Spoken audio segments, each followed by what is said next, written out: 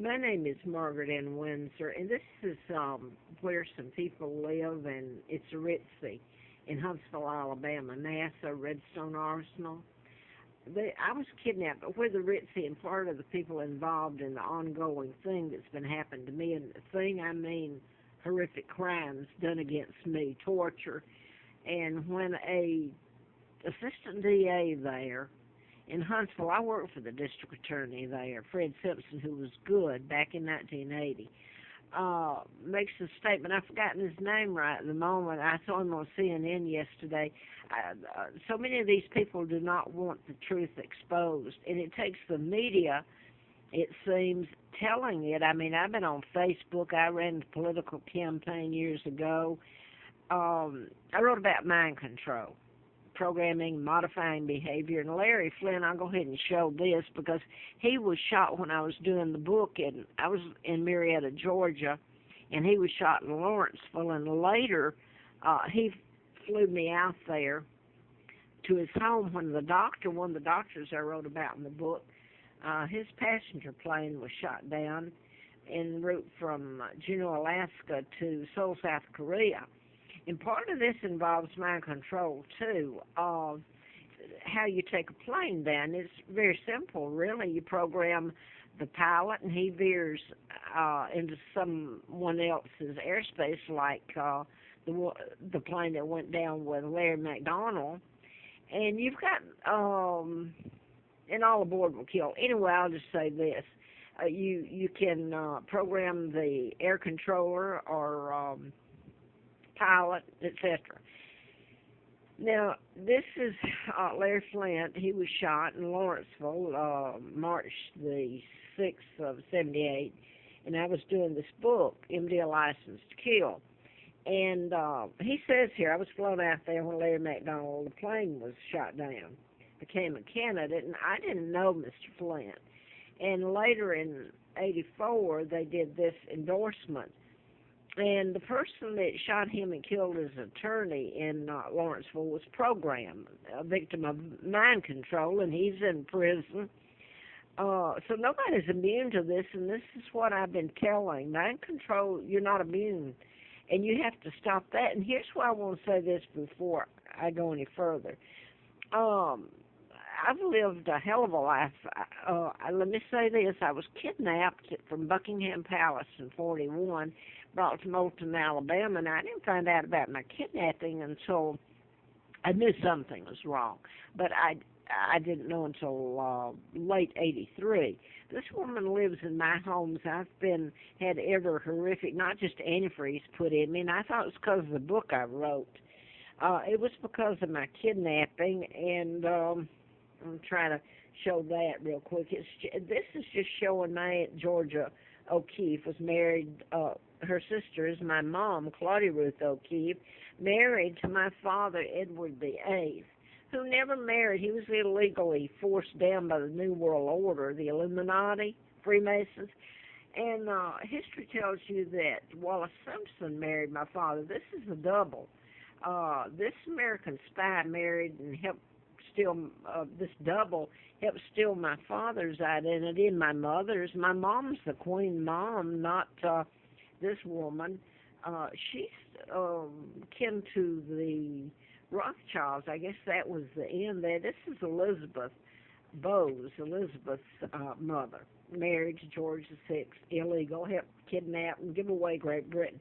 So, I've got on other tapes. I wanted to get to this first. I just put up a tape with, and thus Redstone Arsenal. Let me give you the connection there. I worked for Fred Simpson in 80. He was the district attorney. And I'd had antifreeze put in me, illegally taken across the state line. I was brought to Moulton and given the name of twins, Peggy Ann Dempsey. I married a Childers and Carl Preston Dempsey. They were born out of wedlock to Lina Dempsey, and that's where I was taken near Cortland Air Base, to give you some background. But a lot of the hostage money, et cetera, was brought into Huntsville, which is near Moulton. Redstone Arsenal, all these people that have committed crimes that want them covered up. It's a mess. But So hopefully it'll be told and brought before a court of law. But I just put this up on a tape, and I want to go back because you can't tell it on a tape. You can go back over my former videos for over a year and maybe get something from it. But the mind control murders were done in patterns, and I want to just give you, this won't give the timeline, it won't give you the background where I'm coming from. There's a lot more than this, but I'm just going to read you the names that are significant and the timing of this. The Jessica Chambers, this is very important, her name. She's the teen that was burned in Mississippi, and I think she's near Jackson, Mississippi. Well, not too far from there. But anyway, her sister, this is very important, the name also, Amanda, and Prince is her last name. She's in Texas, I believe, her sister. And the Cortland Fire Department, Cortland, Alabama is where they brought me. They flew me in when they kidnapped me and put me in Moulton. They're right next door to each other. And back then, that was back in 41 when they flew me in to Cortland, and I lived in that pigsty growing up. But they had footage from the convenience store in Cortland, Mississippi, where Jessica stopped for gas at 6:30 p.m., and not long after then she was found dead. And I wondered, this is one thing I wanted to get to. This is connected, these murders are mind control. It involves time, and you won't prove it necessarily by forensic at all, you won't. But I'm going to focus on Hannah Graham, who's English, by the way, and went to the University of Virginia, and that's near me, where I came up to Roanoke and lived on the Appalachian Trail, and everything froze and starved, just trying to exist. But and Virginia Tech is right next door. And now then, that's where the 33 mass shootings happened, April the 16th of 07. That's mind control.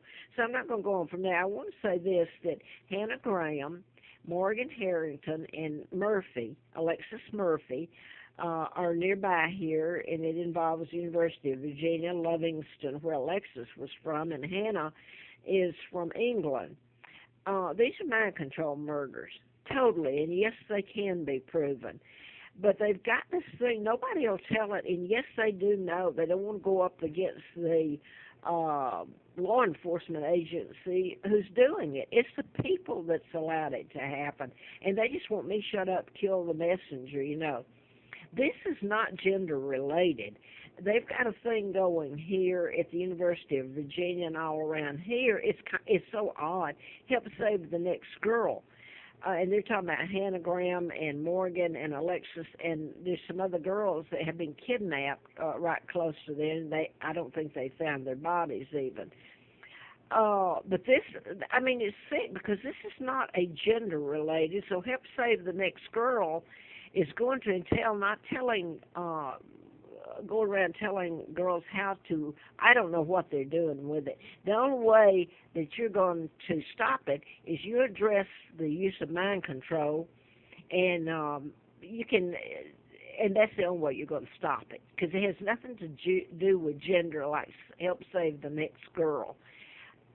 I guess that's all I can say about that. Anybody can Google it. When I did the book, you couldn't. I came by mind, fact on fact, and put it on YouTube and everything of late. I've gone to the media, and I find out the media won't tell it because they're controlled by the Rockefellers and Rothschilds. Very people that kidnap me, so that's not to their advantage. So that I don't sound rambling, I'm going to stop here. It's a little hard to put on a video that's 9-10 minutes long. So I guess that's all I was going to put. But it's almost sickening to hear them run around. They got to tell the truth about mind control. MK Ultra, you can Google it, and the agency that's doing this. Now I'll say, if I can get this on, an FBI agent, when I got a letter from them in June the 23rd of 79, I thought it was because of the book, and I found out it was my kidnapping involved. But he said, I'm not only FBI, I'm Helms. Well, Helms is keeper of the secret